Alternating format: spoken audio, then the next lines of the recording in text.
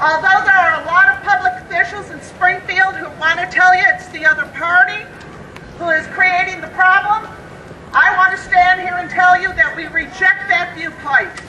Both of the parties own this problem. What we believe today is to develop some solution. When they look for waste in the budget, people are not the waste. Today we're going to take an opportunity to hear from people just like you. Parents who are losing their child care assistance and may be losing their jobs because they have no place for their child to go. Young adults with disabilities who are not going to get the services that they so critically need to have some level of self-sufficiency in their lives. Men and women who are working hard to keep their sobriety and to bring their lives back together, and those services are going to be gone.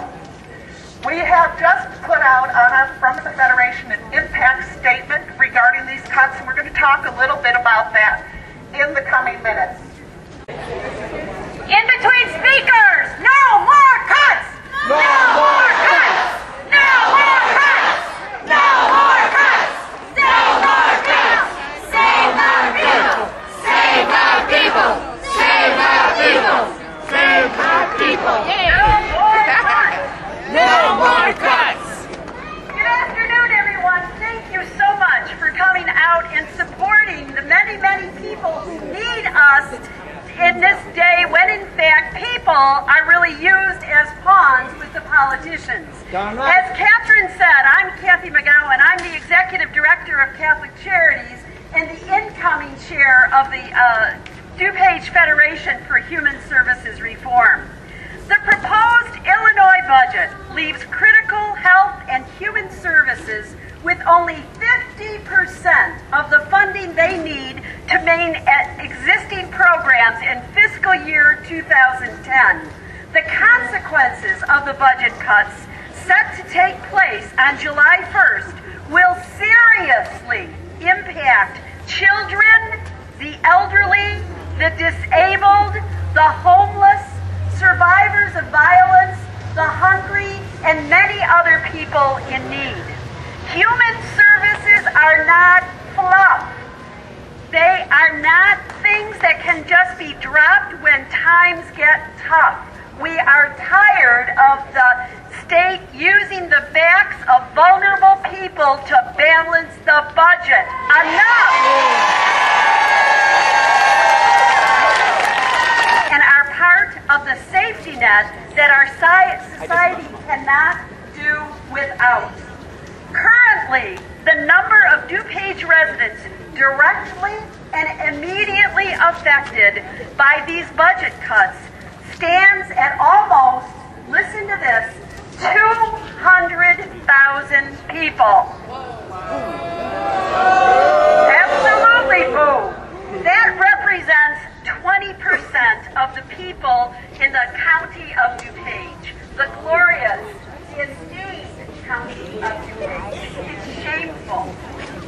Many more will be hurt by the deterioration in our social safety net that these cuts will cause. I'm not waste, I'm a person.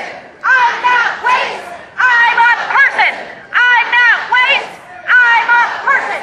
I'm not waste, I'm a person. Good afternoon, all you registered voters.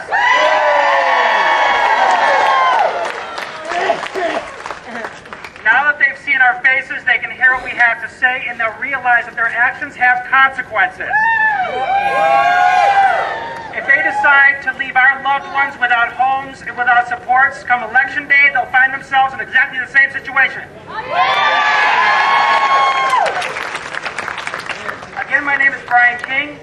I'm a social worker by profession. I have 3 boys on the autism spectrum. I am an adult on the autism spectrum, and I provide services for those on the spectrum. But we are just a small portion of the larger population of people with special needs. And I look at the services that my sons will need as they progress through life, and these services are by no means handouts. These services are the tools they need to succeed in life.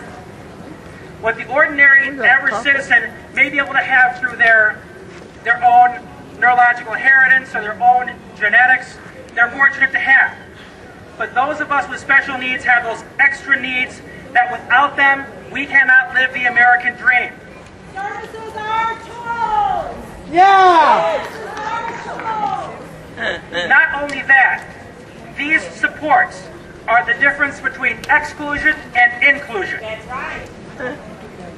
These supports are about helping those in our special needs communities to be an active part of their communities and have lives worth living. So we cannot let this happen. No way. Thanks for coming, everybody. Keep going. I'm going to turn this over to Samantha in a second. I just want to say on behalf of Outreach Community Ministries that we as a community invest together in our families and in our children.